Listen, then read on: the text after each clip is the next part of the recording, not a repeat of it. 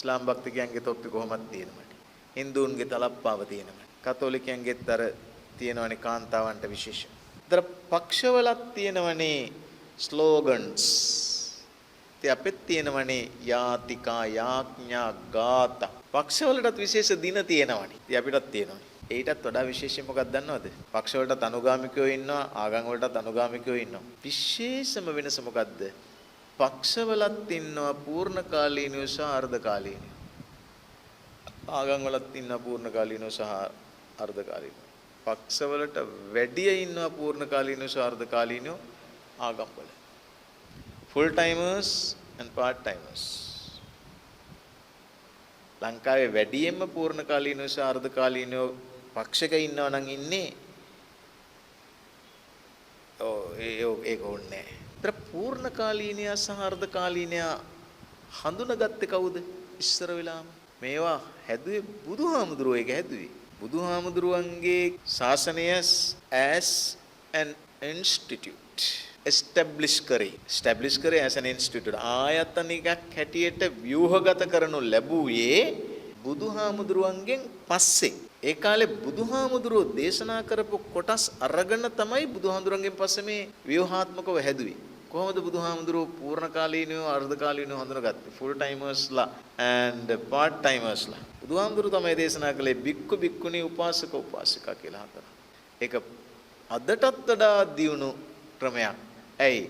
පූර්ණකාලීනයෝ mail female, අර්ධකාලීනයෝ mail female.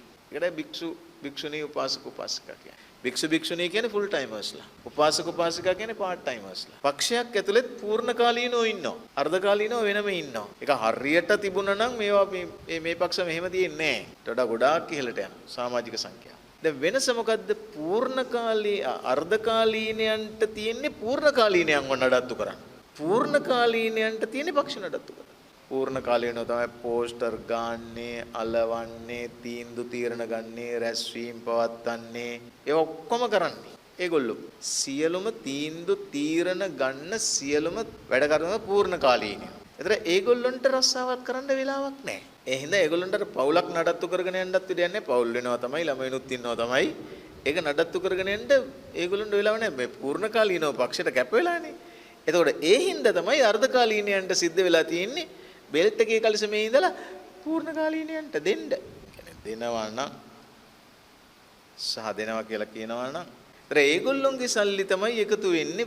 අර්ධකාලීනයෝ තමයි අර fund කරන්නේ. පූර්ණකාලීනයෝ ෆන්ඩ් හොයන වැඩේ කරන්නේ. ෆන්ඩ් කළමනාකරණය කරන වැඩේ තමයි කරන්නේ. ෆන්ඩ් එකෙන් තමයි ඒගොල්ලෝ ජීවත් වෙන්නේ. ඉතින් අපෙත් එහෙමනේ. අර්ධකාලීනයෝ කියන්නේ දායක දායිකාවෝ. ඒගොල්ලෝ තමයි අපිට ෆන්ඩ් කරන්නේ. අපි තමයි ඒක වියදම් කරන්නේ. අපි තමයි පන්සල රකින්නේ. ආගමික වැඩ කටයුතු කරන්නේ. වෙනම ඇඳුමක්, වෙනම විදිහක්, වෙනම වචන. ඒතර දේශපාලන පක්ෂවලත් වෙනම වචන තියෙනවා. බ්‍රදර්ස් නෙමෙයි හරිනම් බ්‍රදරන්ස්. සහෝදරයෝ. අපිත් තියෙන වචනය. අපිටත් තියෙනවා පූර්ණකාලීන විනයකේ ක්‍රමවේද දෙකක්. සාමණේර සහ උපසම්පදා. ඒකෙත් තියෙනවා මධ්‍යම කාරක සභාව සහ දේශපාලන මණ්ඩලය කියලා දෙකක්. මං කියන්න හැදුවේ යම් යම් විශිෂ්ටයන් විසින් යම් දේශනා ඉදිරිපත් කරනවා. ප්‍රකාශ පොත් වශයෙන්, දේශන වශයෙන් ඒවා රඳවන, ඒවා රකින්න, ඒවා ආරක්ෂා කරන ව්‍යුහයන් තුනක්. ඒකෙන් පක්ෂ එකක්, ආගම් තව එකක්. ඒ දෙක අතර සමානත්වයක් තියෙනවා ව්‍යුහාත්මකව. දේශනා වෙනස්. හැබැයි ෆිලොසොෆි දර්ශන හැටියට ඉතුරු වෙන ඒවා අර විදිහට ඉතුරු වෙන්නේ නැහැ. අනුගාමිකයෝ නැහැ, ලාංඡන නැහැ, වර්ණයක් නැහැ, පූර්ණකාලීනයෝ නැහැ. ඒ වගේම විශේෂ ඇඳුමක් නැහැ, විශේෂ ආමන්ත්‍රණයක් නැහැ, පක්ෂ මූලස්ථානයක් නැහැ, ප්‍රාදේශීය නායකයෝ නැහැ. හැබැයි පක්ෂවල ප්‍රාදේශීය නායකයෝ ඉන්නවා, මූලස්ථානයක් තියෙනවා, නියෝග මාලාවක් තියෙනවා. තියාගම් වලත් එහෙම තමයි. අපෙත් නිකායේ මූලස්ථානයක් තියෙනවා, ප්‍රාදේශීය සංඝ සභා තියෙනවා. එක්තරා ක්‍රමයක් තියෙනවා. පක්ෂවලත් ඉන්නවා පක්ෂයට විරුද්ධව වැඩ කරන අය, ආගම් වලත් ඉන්නවා ආගමට විරුද්ධව වැඩ කරන අය. ඉතින් ඒතොර ඒගොල්ලෝම අත්අඩංගුවට ගන්න. ඉතින් ඒ පක්ෂ වලට විරුද්ධව වැඩ කරපුවාම අත්අඩංගුවට ගන්න නැද්ද? පක්ෂෙන් එලවන්නේ නැද්ද? එහෙම තමයි. අපිත් එහෙම තමයි. මම කිව්වේ දේශනා වන් රැකෙන තුනක් තියෙනවා, ක්‍රම තුනක්. දැන් මේක හරියට තේරුම් නොගත්තොත් ඒකට වඩා මේකට වඩා ඒක කියලා විරසක මනසක් ඇති වෙන්න පුළුවන්. එහෙම නැහැ. තව වෙනම පවුල් තුනක්. කාරුණික පින්වත්නි මේවා ගැඹුරින් හැදෑරුවොත් අර මං කිව්වනේ තථාගත පවේදිතෝ ධම්මෝ විවටෝ විරෝචිතනෝ පටිච්චන්නෝ කියලා. වැහුණාම නෙමෙයි සාකච්ඡා කරපුවාමයි මේකේ තත්වයන් එළියට එන්නේ. සත්‍යය එළියට එන්නේ. ඒවට කියන්නේ සත්තා. වචන දෙකක් සත්‍ය එකක් සත්තා තව එකක්. සත්‍ය කියන්නේ truth. සත්තා කියන්නේ phenomena. natural phenomena. සත්‍ය truth ඒකත් තේරුම් ගන්න ඕනේ. සත්තා phenomena ඒකත් තේරුම් ගන්න ඕනේ. එකක් විතරක් මම පැහැදිලි කරන්න. මේ පින්වත් පිරිස අහලා තියෙනවා සාංගික කියලා වචනය. සාංගික කියන වචනේ කියද්දිම මතක් වෙන්නේ මේ පින්වත් පිරිස සම සමාජ වුණත් කොමියුනිස්ට් වුණත් ලංකාවේ සිංහල මිනිස්සුනේ සිංහල නොවුණත් මිනිස්සුනේ සාංගික කියන වචනයක් කිව්ව ගමන් මතක් වෙන්නේ දානෙනේ. සාංගික දානෙ. සාංගික දානෙ කිව්ව ගමන් මතක් වෙන්නේ දවල්ට හාමුදුරුවරුන්ට වළඳන්න දෙන එකනේ. හැබැයි සාංගික කියන වචනේ හොඳට හොයලා බලාපුවාම හදාරගෙන තේරුම් දෙකක් තියෙනවා. තේරුම් දෙකක් තියෙනවා. දැන් ඒක භාවිත වෙන්නේ එක තේරුමක විතරයි. සංඝ කියලා වචනයක් ඕකේ තියෙන්නේ. සයන්න බිඳුව මහ ප්‍රාණ ගයන්න. SANGHA සංඝ. සංඝ කියලා කියන්නේ එක monks, Buddhist monks. දෙක group of people. ඒ කියන්නේ පිරිස කියලා කියන එකයි. සංඝ කියනවා පිරිසට. ඉන්දියාවේ අදටත් හින්දි භාෂාවෙන් සමිති වලට කියන්නේ සංඝ කියලා. බෞද්ධ සමිතියට කියන්නේ බෞද්ධ සංඝ කියලා. ඒක ලංකාවේ සිංහලේ පාවිච්චි වෙනවා කතෝලික සභා තියෙනවා කිතුණු සංඝය කියලා. කිතුණු සංඝය කියලා කතෝලික ආගමත් තරම් තියෙනවා ඒක. සංඝ අප්‍රාණ ගායන. ඒකේ තේරුම a group of people. Association. Assembly. දැන් ඔන්න තේරුම් දෙකක් නේ. එකක් හාමුදුරුවරුන්ට එකක් ප්‍රජාවට. දැන් බලන්න මෙහෙම වචන හැදෙන විදිහක් තියෙනවා. සිංහල, පාලි, සංස්කෘත ආදී මේ ඔරියන්ටල් ලැන්ග්වේජස් වල වචනයක් හැදෙන විදිහක් තියෙනවා. ඒකට කියනවා අපි ටෙක්නිකල් ටර්ම් එක පාරිභාෂික වචනය කියන තද්දිත රූප කියලා. ඒක වෙන්නේ මෙහෙමයි. පුරාණ කියන්නකො. පුරාණ කියන එක අපිට තේරෙනවා ancient. ඒකෙන් හැදෙනවා අන්තිමේට යන්නයි කයන්නයි. දාපුවාම පුරාණික පෞරාණික. තර පුරාණ කියන්නේ පුරාණයට, පෞරාණික කියන්නේ පුරාණයට අයිති කියන එක. ඉතිහාස. ඉතිහාස කියන්නේ අපි දන්න history. ඒකට එක දාපුවාම ඓතිහාසික. තේරුම් ගන්න පුළුවන් වෙන විදිහට කියන්නම්කෝ history. අපි කියනවා historical. තර history, historical ඊළඟට සමාජ social. ඒකට එක දාපුවාම සමාජික socialized. ප්‍රජාතන්ත්‍ර ප්‍රජාතාන්ත්‍රික. ඒ වගේ එක දානවා. එක දාපුවාම ප්‍රජාතන්ත්‍ර නම් ඒ ප්‍රජාතාන්ත්‍රික කියන්නේ ප්‍රජාතන්ත්‍රයට අයිති. ඉතිහාස ඉතිහාසයේ ඓතිහාසිකනේ ඉතිහාසයට අයිති. සමාජ කියන්නේ සමාජයට, සමාජික කියන්නේ සමාජයට අයිති. ආගම කියන්නේ ආගමට, ආගමික කියන්නේ ආගමට අයිති. සංඝ කියන්නේ ප්‍රජාවට, සංඝික කියන්නේ ප්‍රජාවට අයිති.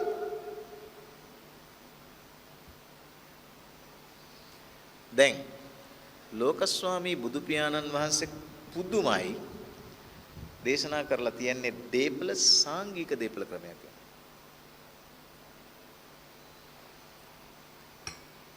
දීපල වල පෞද්ගලික දීපලයි සාංගික දීපලයි කියලා දෙකයි. private properties and public properties. දැන් private properties and public properties ගැන කවුද ඇත්තට කියලා තියෙන්නේ? අපි හිතන්නේ මාක්ස් කිව්වා කියලා. මේ බුදුහාමුදුරුවෝ දේශනා කරපු එකක් නේ. private properties and public properties. පෞද්ගලික දේපල සහ පොදු දේපල ක්‍රමය. පෞද්ගලික දේපල Tamanට ඕන විදිහට පාවිච්චි කරන්න පුළුවන්. පොදු දේපල එහෙම පාවිච්චි කරන්න බෑ. ඒකින්ද තමයි ඒ දහම උගන්වපු ඒ දහම ඉගෙනගත්ත ඒ දහම පිළිගත්ත මේ රටේ සෙල්ලිපි ගහලා තියෙනවා සෙල්ලිපි ලියලා තියෙනවා රජ කාලෙන් පස්සේ සාංගික දේපල කෑවෝ බලු කපුටු වෙති කියලා යටින් බල්ලන්ගේ ෆොටෝ එක නෙමෙයි මොකද්ද මේ සෙල්ලිපියේ එන්ස්ක්‍රයිබ් කරලා තියෙනවා කොටලා තියෙනවා බල්ලගේ රූපේ කපුටගේ රූපේ සර්පයන්ගේවත් දාලා තියෙනවා සාංගික දේපල කෑවෝ කියලා තියෙනවා කනවා කියන්නේ මෙහෙම to eat කියන එක නෙවෙයි අපි සාමාන්‍යයෙන් කියනෝනේ මේ ඉඩම් අපි ඉස්සර අපිට තිබුණේ දැන් කන්නේ වෙනේ උන් කියලා කනවා කියලා කියන්නේ පරිභෝජනය කරනවා කනවා කියන්නේ ඉඩම් කනවා නෙවෙයිනේ පරිභෝජනය කරනවා සාංගික දේපල කෑවෝ බලු කපුටු වෙති පොදු දේපල පෞද්ගලික පරිහරණයට ගත්තොත් බල්ලෝ වෙනවා කපුටෝ වෙනවා කියලා තියෙන්නේ හැබැයි ඒකේ තියෙන්නේ ලබනාත්මේ බල්ලෝ වෙනවා කපුටෝ වෙනවා කියලා නෙමෙයි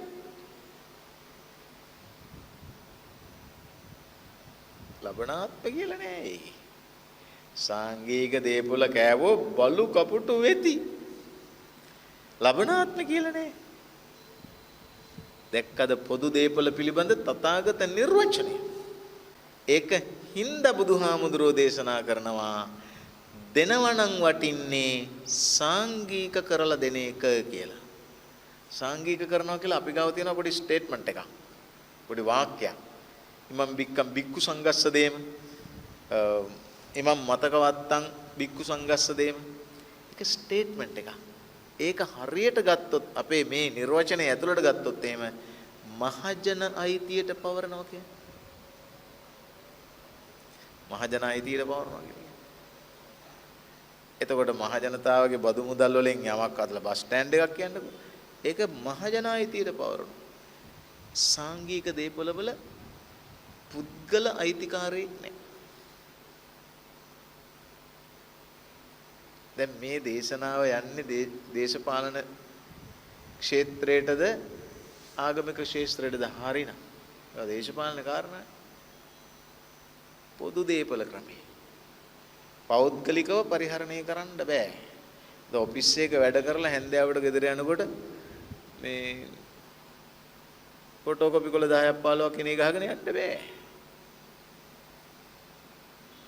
ඔෆිස් එකේ තියෙන ලේන්ස් උතාගෙන යන්න බෑ.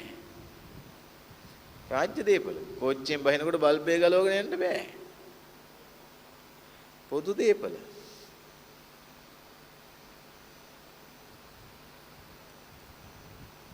මනසක් මේක මගේ මේක අපේ මේක මගේ මේක අපේ mine ours බලන්න බුදුහාමුදුරෝ දේශනා කරලා තියෙන නිවන් දකින්න විතරද දේපල සම්ප්‍රදාය ගැන ඉස්සෙල්ලා දේශනා කළේ මාක්ස් ද බුදුහාමුදුරුවෝ. ඇයි මේක හදාරන්නේ නැත්තේ? දේපල පිළිබඳ බෞද්ධ මතය තේරුම් ගන්න නැත්තේ? ඒක මත ඉඳගෙන පක්ෂයක් හදන්න පුළුවන්. මේ රටේ වැඩියෙන් තියෙන පෞද්ගලික දේපලද රාජ්‍ය දේපලද? රාජ්‍ය දේපල දැන් පෞද්ගලික දේපල එක්ක ඒක ඕනේ.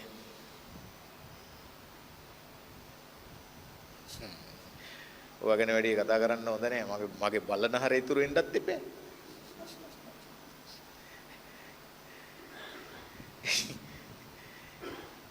ඉතින් මම අහන්නේ මේ දාර්ශනික ප්‍රපංච දේශනා ආගමික ප්‍රපංච දේශනා දේශපාලනික ප්‍රපංච දේශනා දැන් සාංගික දේපල වල දීම් තියෙන්නේ ඒ විදිහට තමයි බුදුහාමුදුරු දේශනා කරනවා සාංගික දාන තමයි උතුම්. ඒතර අපිට වැටෙන්නේම මේ දවල් දානේ හාමුදුරුවෝ වඩම්මලා සුදු රෙදි එල්ලලා බත් ව්‍යංජන හදලා පප්පඩම් බෙදලා කට්ලට් හදලා එහෙම ඒක තමයි ඔළුවට එන්නේ සාංගික කියපු ගමන්. හැබැයි හොඳට කල්පනා කරලා බලන්න මෙතන ඉන්න පින්වත් පිරිස වියත්තු දැනුගත් මිනිස්සු දන්නව නේද ඉස්සර තිබුණා පින්තාලිය කියලා එකක්. පින්තාලිය කියන්නේ වතුර කලේනේ මැටි කලේ. ඒකේ ටැප් තිබුණේ වතුර කලේ ඒක වහලා තියෙන්නේ.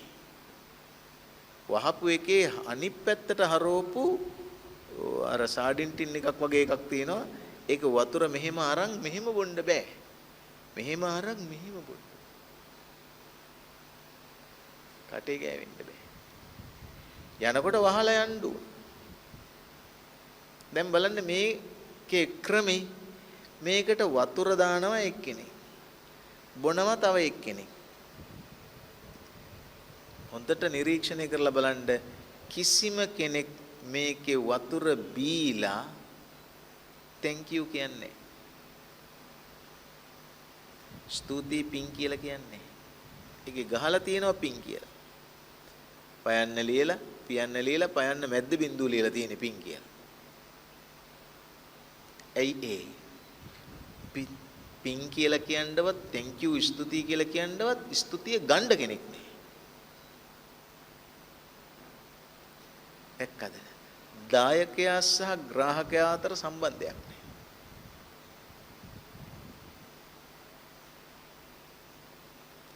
giver and receiver අතර සම්බන්ධයක් නෑ. ඒතර දෙන කෙනා පින් බලාපොරොත්තු වෙන්නේ. ගන්න කෙනා ස්තුති දෙන්න බලාපොරොත්තු වෙන්නේ. මේ දෙක අතර සම්බන්ධයක් නෑ. කොච්චර උතුම් මිනිස්සුද එහෙම දේවල් කළේ. දැන් ටවුන් එක මැද්දෙන් යන්න පාර හදන්න හින්දා බැරල් එකක් තිබ්බත් නම ගහනවා. අසවලාගේ බැරලයකි පන්සල් වල හැමතැනම මේ තාප්පේ මෙතන ඉඳලා අතෙක් දක්වා අහවලා විසින් තනන ලද. ටියුබ් ලයිට් එකක් දැම්මට එළිය නැහැ පන්සල් වල. ඇයි? ටියුබ් ලයිට් එක වැහෙන්න කළු පාටින් නම ලියලා. පෞද්ගලික දීමන. එයා බලාපොරොත්තු වෙනවා. අපේක්ෂා කරනවා කීර්තියවත්. උතුම් මිනිස්සු හැම එකක් කලේ නැහැ. දුන්න දේ දුන්නේ කවුද කියලා දන්නේ නැහැ. දීලා සතුටු වුණා. ඒකට කියන්නේ සාංගික දාන කියලා. දැක්කද? දේපල පිළිබඳව වැඩියෙන් පැහැදිලිව කියලා තියෙන්නේ මාක්ස්ද බුදුහාමුදුරුවෝ. දැන් ලෝකේ බුදුහාමුදුරුවෝ දේශනා කරන විදිහට පෞද්ගලික දේපලක් තිබිය හැකියි. හැබැයි පොදු දේපල උපයන්නේ පුද්ගලයා විසින් නොවේ. යාන්ත්‍රණයක නිර්මාණයක් ඒක. හාල් අයිති කාටද? අපේ ඩඩ්ලි මහත්තයාට. කී දිනෙකට අයිති? ගොවියගේ ඉඳලා. ගොවියගේ නෙමෙයි අනේ පණුවගේ ඉඳලා. ඒකටත් දාන ක්‍රිමිනාශක වල ඉඳලා, ක්‍රිමිනාශක කම්පැනි වල ඉඳලා, වතුර වල ඉඳලා, උලංගේ ඉඳලා, වැස්සේ ඉඳලා කී දෙනෙක් ඉර හඳ තරුත් එක්ක දායක වෙන්න දෙපෙයි. නිකම් පිඟානට බතක් එනවා. කෝප්පෙට කහට උගුරක් එන්න කී දෙනෙක් ඕනේ. එයාට බුදුහාමුදුරුවෝ දෙන වචනේ තමයි පරපටිබද්ද concept. පරපටිබද්ද සංකල්පය. තනි පුද්ගලයෙකුට අයිතියක් නෑ. අර පින්තාලිය වගේ ගන්න මිනිස්සු ගත්තු තැනට ගරු කරන්න පුරුදු වෙන්න ඕනේ. දෙන මිනිස්සු ගන්න එක්කෙනා ගැන හිතලා නිෂ්පාදන කරන්න. ඒ හින්දා රස විතරක් දාලා මාකට් කරන්න නෙවෙයි. ඝනමිනියගේ ගුණය ගැන හිතලා තමයි ආහාර නිෂ්පාදනය කරන්නේ. ඒකට තමයි සාංගික සිතිවිලි කියන්නේ. පරපටිබද්ධ සංකල්පය කියන්නේ මේක මට අයිති නැත කියලා හිතන සිතිවිල්ල. මට අයිතිය කියන සිතිවිල්ලට වඩා වටින්නේ මට අයිති නැත කියන සිතිවිල්ල. එහෙම තමයි බුදුහාමුදුරුවන්ගේ ආර්ථික දැක්ම. කොච්චර වටිනවද? හදාරනවා නම් මම නිදර්ශන එකක් විතරක් කියන්නම් කියලා හිතේ තියාගෙන තමයි මේ සාංගික කියන වචනේ විතරක් විග්‍රහ කරන්න පටන් ගත්තේ. දැන් බලපුවම පැය ඉවරයි.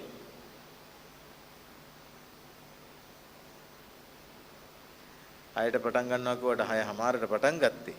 දැන් 7:25යි.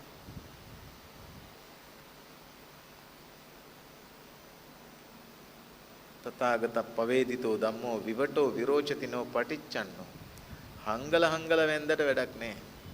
සාකච්ඡා කරන්න. තව එකක් විතරක් මං ගන්නම්. පැයක බණක් නෙමෙයි පැය එකයි කාලක විතර බණක් කියලා හිතේ තියාගන්න. ඔබ දන්නවා අපේ රටේ දැනුත් තියෙන ගැටලුවක්. බුදුහාමුදුරුවෝ කියපු විදිහට විසඳනවා නම් අපිට තියෙන ගැටලුව තමයි අයිතිය සහ අයිතිවාසිකම කියලා කියන දෙක තේරුම් ගන්න. බුදුහාමුදුරුවෝ මේක හරිය ලස්සනට කියන දේශනා කරනවා. අයිතිය කියන්නේ එකක්. අයිතිවාසිකම කියන්නේ වෙන එකක්. තේරුම් ගන්න පුළුවන් ඉංග්‍රීසියෙන් කියපුවාම එකක් ownership, own, belonging. අනිත් එක rights. rights කියන්නේ අයිති නෙවෙයි, අයිතිවාසිකම්. belongings එහෙම නැත්නම් own, අයිතිය. දෙකේ වෙනස තමයි අයිතියක් නම් එක්කෙනෙක් භුක්ති විඳිනකොට තව එක්කෙනෙකුට භුක්ති විඳින්න බෑ. මෙයාට අයිති මෙයාට අයිති නෑ. ඉඩමක් ගමු. account එක ගමු. අයිති. ඉඩම අයිති. ගේ අයිති. ගේ අයිති මට. මම තමයි ගේ ඉන්නේ. මගේ ගෙයි මම මගෙන් අවසර නැතුව කාටවත් ඉන්න බෑ. ඇයි? it belongs to me. Owner. I am the one who own. I am the owner. Owner කියන්නේ අයිතිකාරයා. ඒවට තමයි අයිතීන් කියන්නේ. එක්කෙනෙක් භුක්ති විඳිනවා නම් අනිත් එක්කෙනාට භුක්ති විඳින්න අයිතියක් නෑ.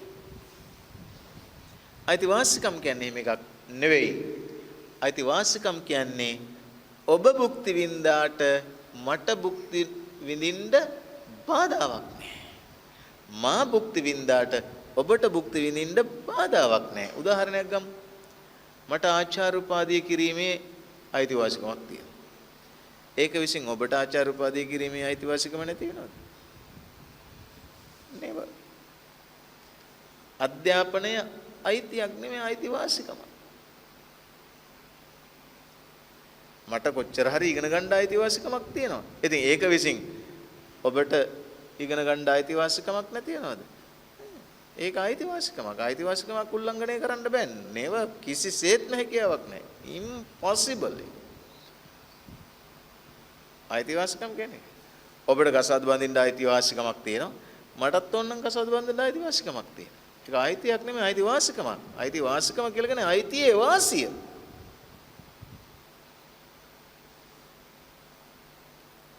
අයිතියේ වාසිය, භුක්තිය. භුක්ති විඳීම.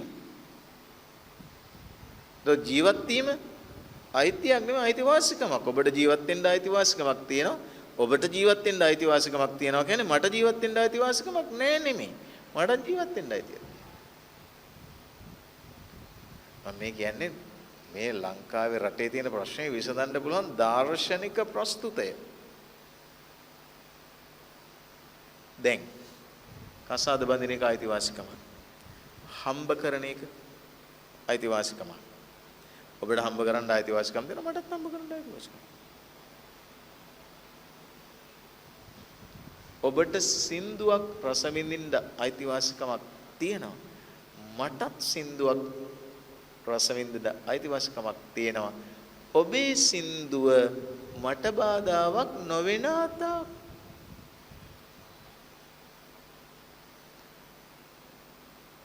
ඔබ කැසට් එක දාලා තියෙනවා නම් මටත් ඇහෙන්න ඒක අයිතිවාසිකම් භුක්ති විඳීමක් නෙවෙයි. අයිතිය උල්ලංඝනය කිරීමක්. ඇයි?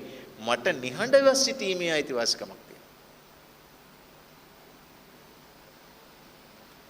එද ජීවත් වීමේ අයිතිවාසිකම, අධ්‍යාපනයේ අයිතිවාසිකම, ව්‍යාපාර කරන්නේ අයිතිවාසිකම, වෘත්තීන් කිරීමේ අයිතිවාසිකම, මිලදී ගැනීමේ අයිතිවාසිකම, ව්‍යාපාර කරන්නේ පිළිබඳ අයිතිවාසිකම, සියල්ල අයිතිවාසිකම. දේශපාලනය කිරීමේ අයිතිවාසිකම. අර්බුද ඇති වෙන්නේ අයිතිවාසිකම අයිතියක්සේ සිටීම. කවුරු හරි හිතනවා නම් මේ රටේ මෙතනින් මෙහා අපිට අයිති.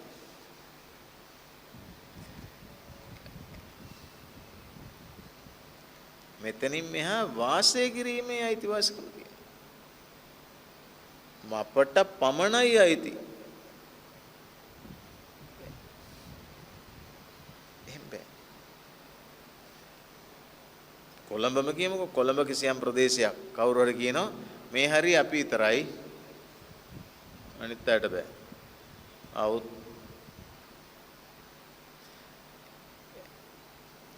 අයිතිවාසිකම අයිතියක් දක්වා සංවර්ධනය කරන්න බෑ. එතකොට තව කෙනෙකුගේ අයිතිවාසිකමක් උල්ලංඝනය වෙනවා.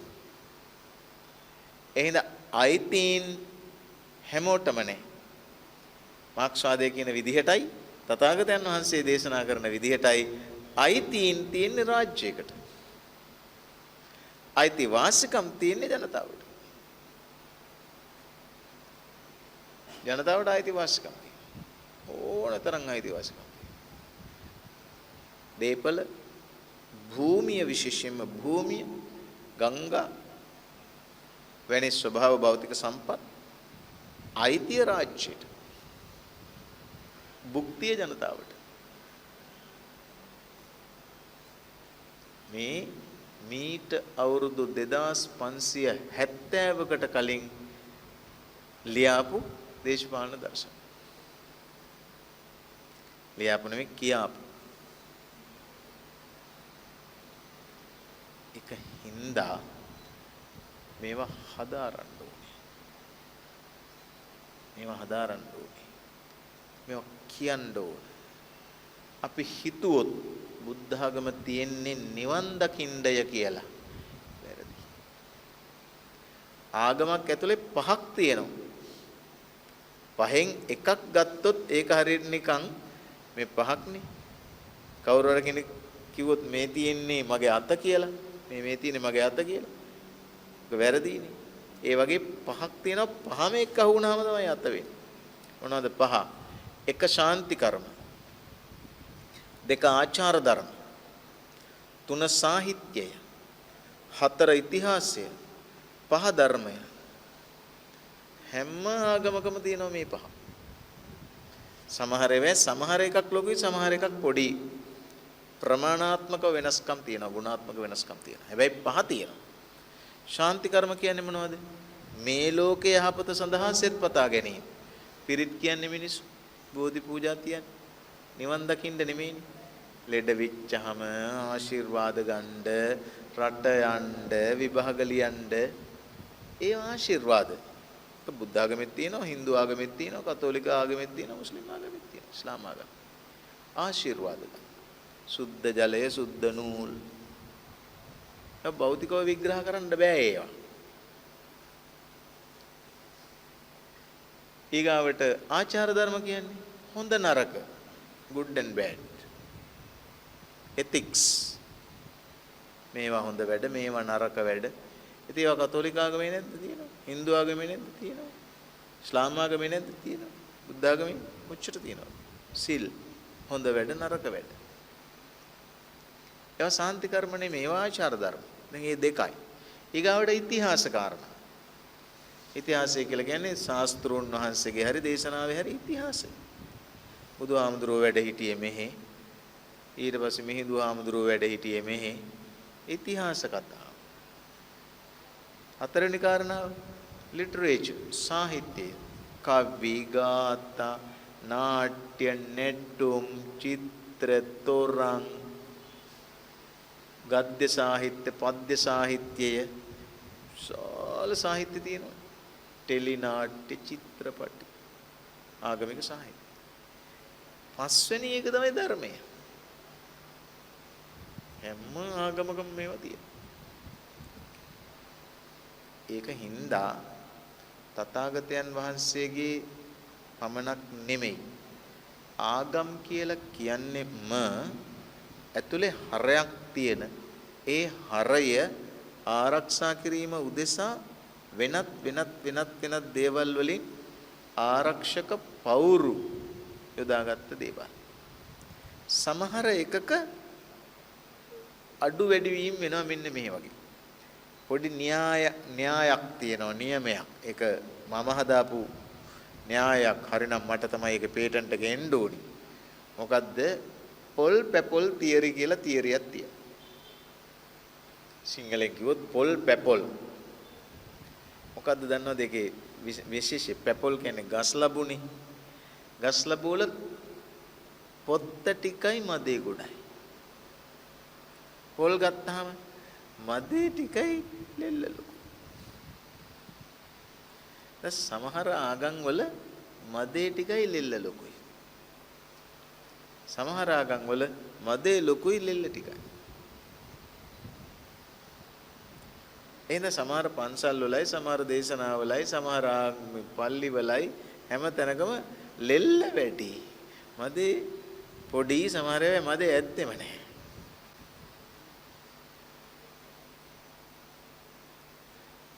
සමහර තැන්වල මදේ තමයි තියෙන්නේ ලෙල්ලක් යන්තම් තියෙනවා ආරක්ෂාවට.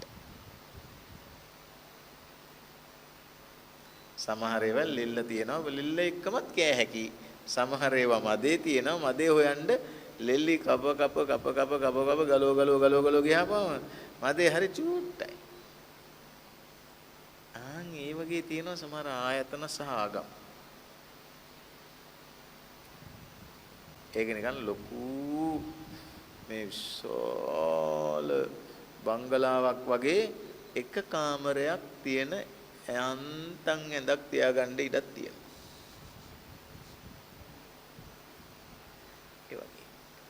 ඒක හින්දා මේ ආගම් දෙස බැලිය යුතු විදිහ බුදුරජාණන් වහන්සේගේ ආගමේ තියෙන සුවිශේෂී කාරණාවක් කියලා බණ නිමා කරන්නම්. ඒ තමයි ඇයි බුද්ධ ආගම ලෝකේ තියෙන්න ඕනේ? මා අදහන්න මා නොඅදහන්නා මාගේ වෛරක්කාරයේ ඔහුට ජීවත් වීමට අයිතියක් නැත කිව්වේ බුදුහාමුදුරුවෝ නෙමෙයි. ඒ හින්දා බුද්ධ ආගමේ විරුද්ධ පක්ෂයක් නැහැ. ඒක හින්දායි බුද්ධ ආගම රැකෙන්න ඕනේ. බුද්ධ ආගම රැකෙන්න ඕනේ ලෝකෙටයි.